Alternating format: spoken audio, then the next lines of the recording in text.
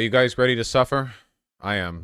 Shoe0nHead presents Barbie, an accidental anti-woke masterpiece. I just saw Barbie, and it is the most preachy, woke, liberal, feminist garbage I have ever seen in my goddamn life.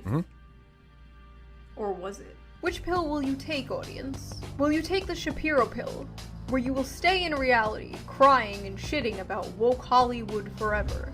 Or will you take the shoe pill, where reality is anything you make it, and the Barbie movie was actually an anti-woke masterpiece? I remember old Shoe, alright? I remember webcam Shoe. What is this? Is this a camera? Are we using a camera now and not a webcam? Is this DSLR? She's sold out.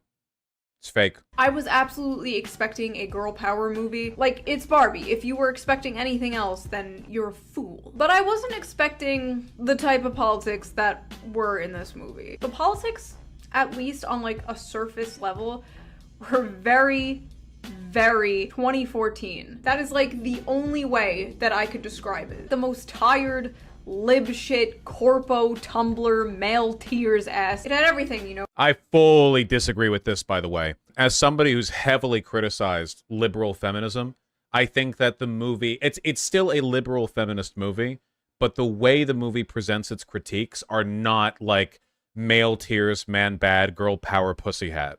That is just not how it hits those points. I think that the ultimate problem that people have and are going to keep having is that women talking about how it's hard to be a woman is just to a lot of people going to always come across as BuzzFeed feminism. Like, there are elements of being a woman that are like objectively difficult and at least meritorious of complaint, but you know, like, it's always going to sound like you're beginning a BuzzFeed article, and it's tough to move away from that. You know, I don't know how one would have to present those arguments in a way that didn't immediately evoke that association. You know, it had catcalling, it had mansplaining, it had patriarchy. Oh god, did it have patriarchy? The type of shit that's like, We if live in women one. were in positions of power, everything would be better. And it's like, the whole... It doesn't say that. It doesn't say that. The movie doesn't say that explicitly or implicitly. Kind of says the opposite, because the Barbie land is like a matriarchy where the Ken are really mistreated. It all just feels very fake and, well, plastic. At one point, the movie makes a point about how Mattel discontinued a pregnant Barbie and how they just want to ignore her and pretend she never existed. Don't look at her. Don't look at Midge. Look at all the doctors and astronauts. Look at all the girl bosses. Look over there. It was almost like the movie was making a point, but I don't know. In Barbie world, Barbie starts to have an existential crisis. Fuck, I'm not used to watching videos where I have to like let 30 seconds play before I have anything to add, because she's correct. Why is Shoe always so hit and miss, constantly so base, yet so cringe?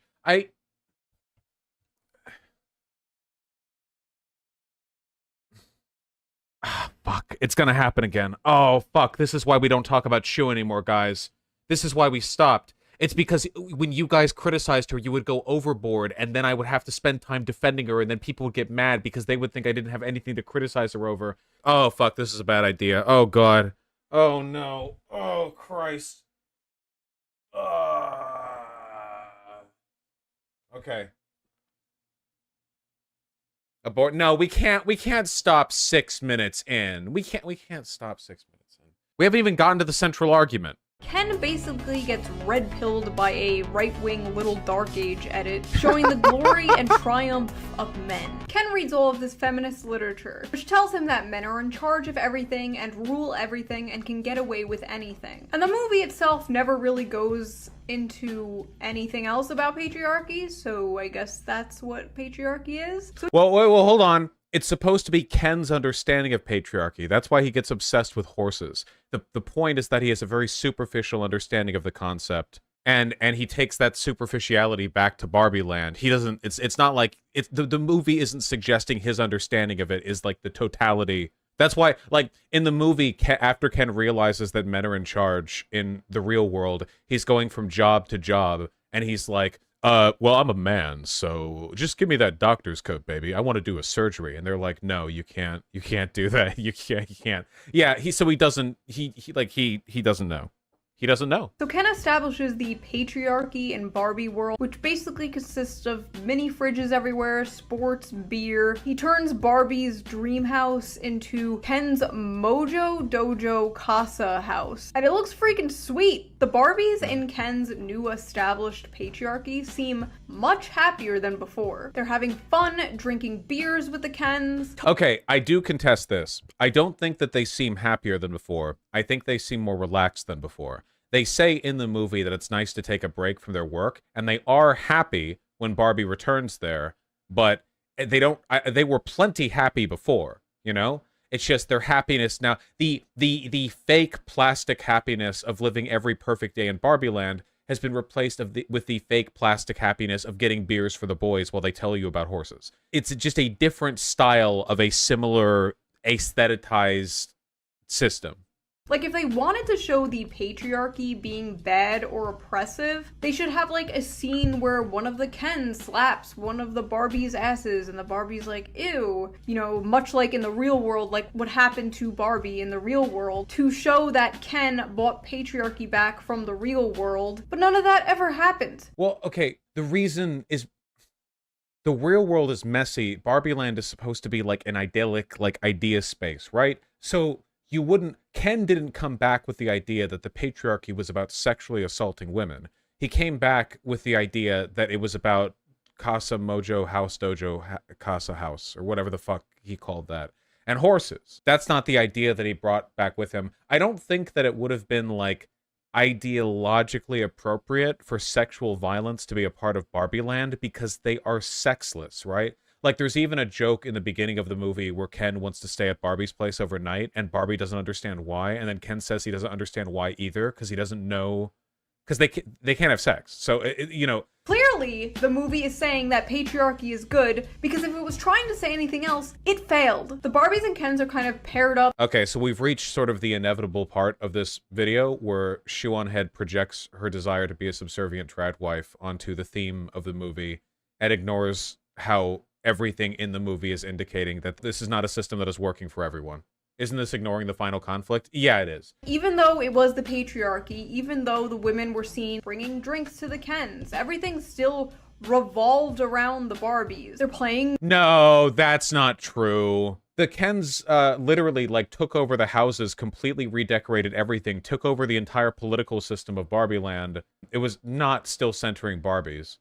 Anyway, the girl's mom and the girl travel back to Barbie Land, and then, like, the mom pops off on this cringe-ass Twitter thread rant about how hard it is to be a human woman in front of the Barbies. We have to be smart, but not too smart. Pretty, but not too pretty. You have to be thin, but not too. You have to be boss, but you can't be mean. Okay, this human woman from human world pops off about how hard it is being a human woman. And it turns out, in fact, that not only are you doing everything wrong, but also everything is your fault. And this, like, retarded, preachy speech about her human woman problems apparently snaps the Barbies out of their brainwashing. Okay, so the movie explains why this is. The reason for this is because she was explaining the contradictions and frustrations of existing in a patriarchal society. The Barbies had never existed in one until, like, 2 days ago in Barbie Land. So the point of the big feminist speech being an expression of her frustration, the reason she did that and said that, and the reason it worked, was because an introduction to those ideas, something which would be totally alien to the Barbies, who aren't even human and don't even exist in society the way that we do, allowed them to be ideologically inoculated against the lure of patriarchy, which I guess means that Shoe0nHead could be knocked out of this trance if somebody explained, if somebody ranted at her for a while too. Were it only that simple. We need to get the cringiest BuzzFeed editor with the loudest bob cut possible, and we need to give them like a 2,000-word speech on the difficulties of being a woman directly to Shoe. Yes, that's right. The Barbies weren't having fun with their Kens.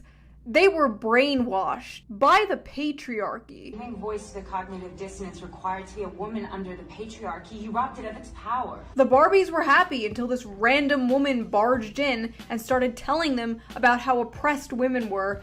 Okay, so I'm going to, rather than making this argument for the benefit of chat, I'm going to make it for the benefit of Shoe in the off chance she ever sees this, okay?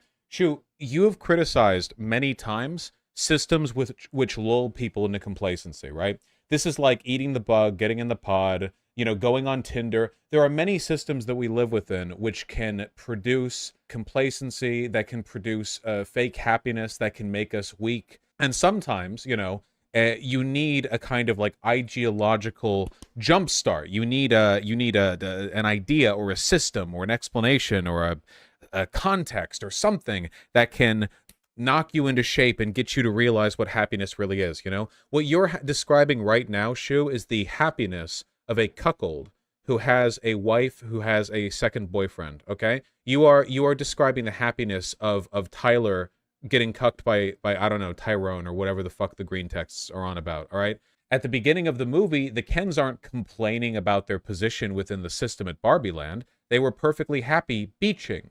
The Kens loved beaching, but we know this is fake happiness, don't we? We know that from an outside perspective, the Kens are marginalized in Barbie Land traditionally. At the beginning of the movie, when we see them all beaching, it's fun, right? Because they're having fun. But in retrospect, we understand that they were living for nothing but to bait the attention of Barbies. They existed completely contextually. So would you say then that their happiness was interrupted? Because, Shu, at the beginning of the movie, the Kens are canonically happy, and when they're running their patriarchy, they're canonically not. At the end of the patriarchy, when the Barbies vote their power back in, and Barbie has a conversation with Ken, the Kens start to say that they actually weren't enjoying it as much as they initially thought they would, that it actually wasn't that fun for them.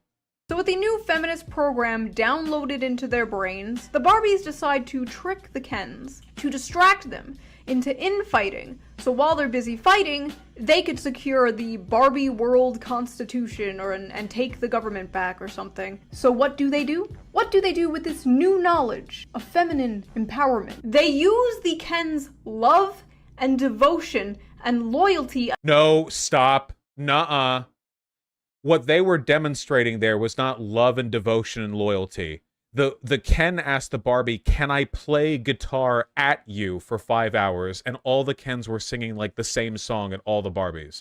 The point is that it was meant to be like the Kens were just running through the script and what they felt they had to do to appeal to Barbies. Like, okay, if that was an expression of love and devotion, then everything every guy at a frat house ever did to get a girl's attention is an expression of love and devotion. Like, really? Even though the movie is about Barbie, it's basically the Ken movie. Ken has the biggest character arc. Barbie doesn't even really have one until like the last second of the movie. I don't think that's true at all. I think that Barbie has by far the more developed character arc, and that Ken exists mostly to provide a kind of ideological challenge to the changes that Barbie is going through. I mean, yeah, Ken is great, but he is the supporting character. Margot did a phenomenal job, and Barbie spends the whole movie changing.